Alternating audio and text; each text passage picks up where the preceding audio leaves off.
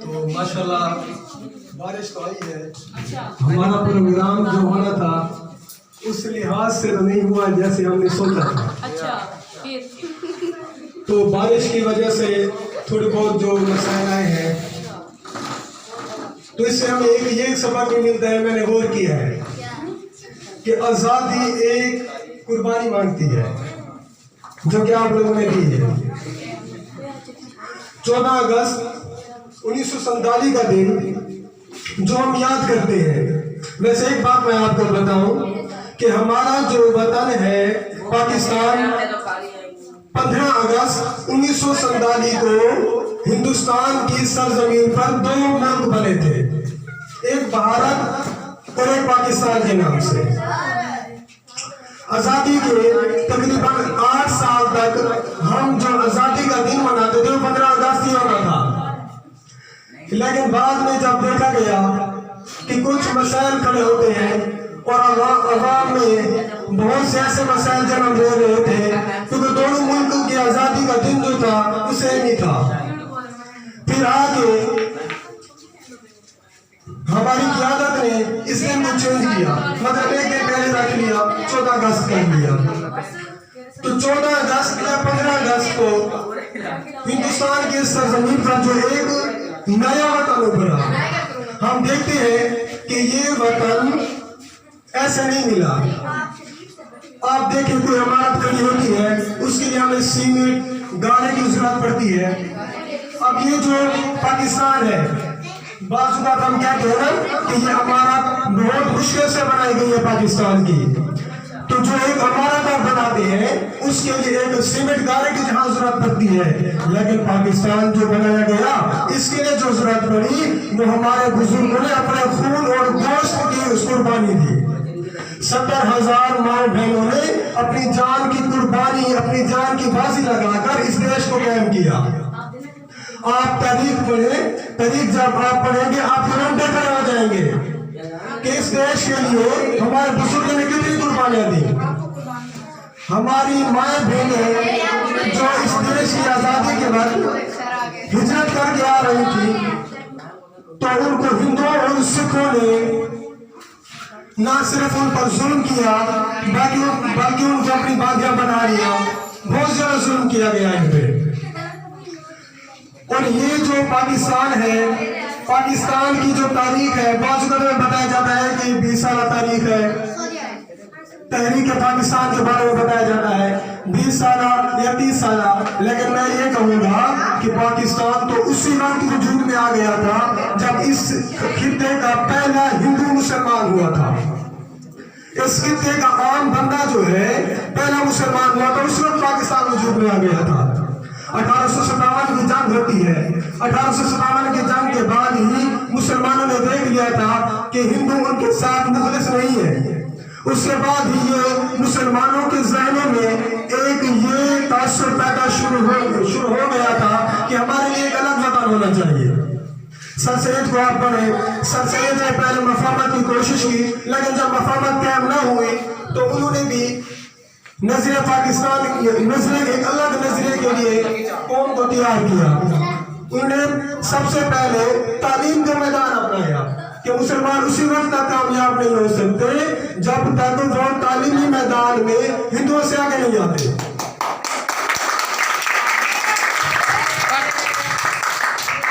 اور تعلیمی میدان میں آگے آگے پھر مسلمان اس تحریک میں کامیاب ہوئے. آپ دیکھتے ہیں کہ 1906 تک مسلمان ایسے ہی ظلم ستم کا شکار رہے. ہندوستان کا کوئی ایسا درخت نہیں تھا جس میں ایک ہر مسلمان کی لاش نہ لٹکی گئی ہو. جس نے بھی آزادی کا نام لیا انگریز اسی وقت اسے لٹکا دیتے تھے. آپ کو بہت سی مثال ملتی ہے, عبدالحمید خان اور اسی طرح سکھ آزادی پسند تھے, بھگت سنگھ بہت سے آزادی پسند تھے جن کو سریعان چوراہوں پہ لٹکا دیا گیا اور ان کو ایک مثال بنا دیا گیا تاکہ کوئی اور بندہ اور بچہ آزادی کا نام ہی نہ لے. لیکن یہ جذبہ جو اس قوم کے اندر پیدا ہو چکا تھا وہ اس کو ختم نہ کر سکے. اور اسی جذبے کو پروان چڑھانے کے لیے آپ کو پتہ ہے کہ 1906 میں مسلم لیگ کی قیادت نے اکٹھے ہو کر سب سے پہلے مسلم لیگ کی بنیاد رکھی اور یہی مسلم لیگ آگے آ کے پھر پاکستان بنا دی ہے. اور مسلم لیگ میں جو رہنما ہے وہی سر سید کے سارے رفقا میں ہوتے ہیں. وقار الملک صاحب ہو گئے, سراغا خان ہو گئے, جتنے رہنما ہیں سر سید کے ہی رفقا میں آتے ہیں. اور میرا بتانے کا مقصد یہ ہے, سر سید کا نام لینے کا مقصد یہ ہے کہ سر سید نے علی گڑھ کالج قائم کیا, مسلمانوں کو تعلیم دی, تب جا کے وقار الملک جیسے بندے پیدا ہوئے, تب جا کے سراغا خان جیسے بندے پیدا ہوئے, تب جا کے لیاقت علی خان جیسے بندے پیدا ہوئے. اسی تعلیم سے متاثر ہو کر قائد اعظم جیسے پھر بچہ پیدا ہوتا ہے کاٹھیاواد میں, جو آگے آگے پھر مسلمانوں کی, ہندوستان کے مسلمانوں کو ایک الگ راہ دکھاتا ہے. اکیلا ہی چلا تھا جانب منزل, اکیلا ہی چلا تھا جانب منزل, لوگ ملتے گئے کارواں بنتا گیا. آپ کو پتہ ہے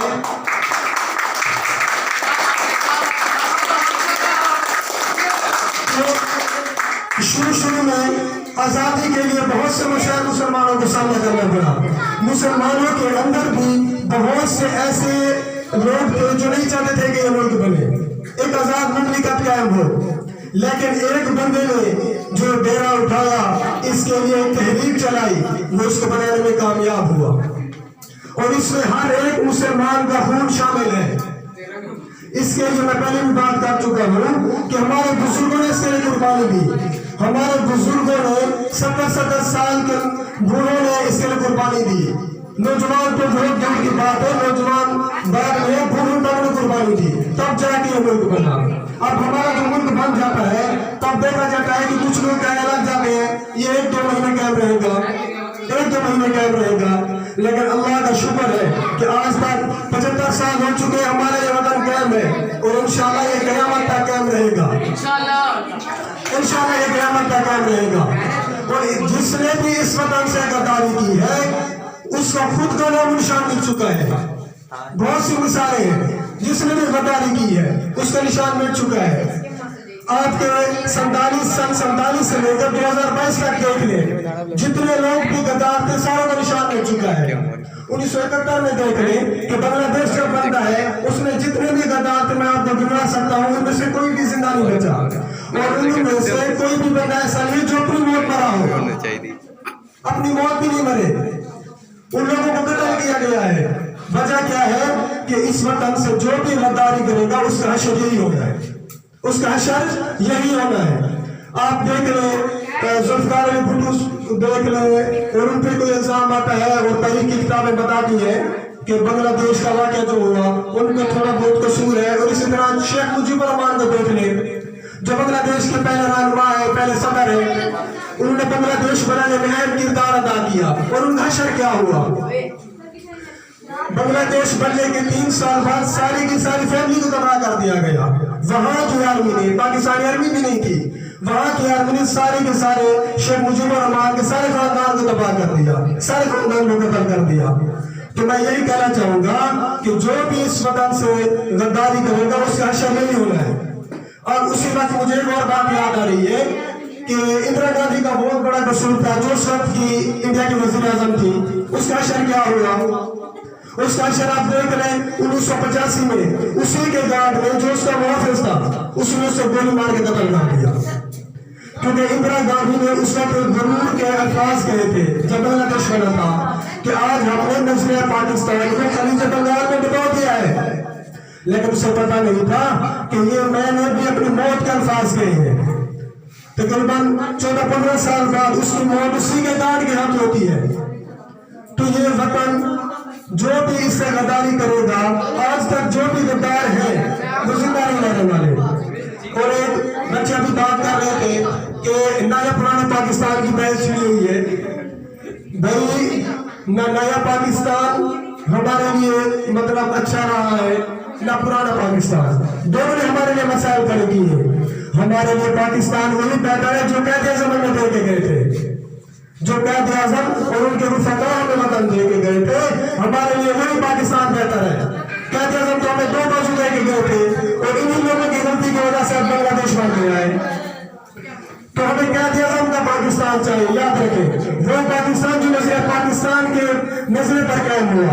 एक नजरे पर कायम हुआ कि पाकिस्तान का मतलब क्या, ला इलाहा इल्लल्लाह, दस्तूर रियासत क्या, रसूलुल्लाह, दस्तूर रियासत मोहम्मद रसूलुल्लाह। तो हमें तो वो पाकिस्तान चाहिए जो पाकिस्तान के लोगों ने 1940 में नारा लगाया था कि पाकिस्तान का मतलब क्या, ला इलाहा इल्लल्लाह, दस्तूर रियासत क्या। मुहम्मदुर रसूलुल्लाह। तो हमें वो वतन चाहिए और उस वतन के लिए आप जैसे लोगों की हमें जरूरत है। आप जैसे नौजवान, हम जैसे लोग जो वतन से मोहब्बत करने वाले हो, वो जब आएंगे तब आके वो हम कैद का जो ख्वाब है, वो दस्तूर रियासत जो है, जो मतलब था, जिसके नाम पे पाकिस्तान बना था, जो दस्तूर बनाया गया था, उसमें जाके हम फिर कायम होंगे जब हम अपने अंदर ऊपर बदल लेके आएंगे, अपने अमाल ऐसे बनाएंगे कि वतन के लिए अपनी जान का कुर्बान कर देंगे, लेकिन वतन से गद्दारी नहीं करेंगे। आज तो यही है कि आप देखें स्टेजों पे बड़ी बड़ी तकरीरें तो हो रही होती है, लेकिन वतन के लिए कुछ नहीं हो रहा। जैसे हबीब जालिब साहब ने कहा है कि सरे मिंबर वो ख्वाबों के महल तामीर करते हैं, सरे मिंबर वो ख्वाबों के महल तामीर करते हैं, इलाज गम नहीं करते फकत तकरीर करते हैं। तो आज तो बस शब्दों को तकरीर हो रही है, उसमें तो नहीं हो रहा। तो आज अमल की जरूरत है, जब बातों पे अमल किया जाए तब जाके काम बनता है।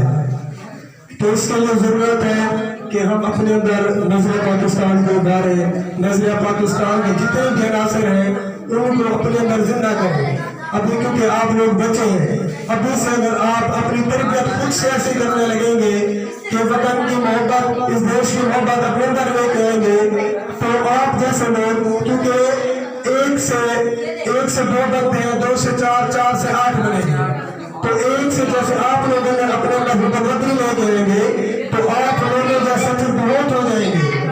जब बहुत हो जाएंगे तो उस मुल्क का निजाम चेंज हो सकता है। तो सबसे पहले यही है कि आप अपने अंदर नजरिया पाकिस्तान की मोहब्बत लेके आए, उसके अनासर हैं जिसमें ये पाकिस्तान बना था, जो अनासर थे, जो अनासर कार फरमा थे, वो अपने अंदर लेके आए, उनको अपने अंदर जिंदा करें।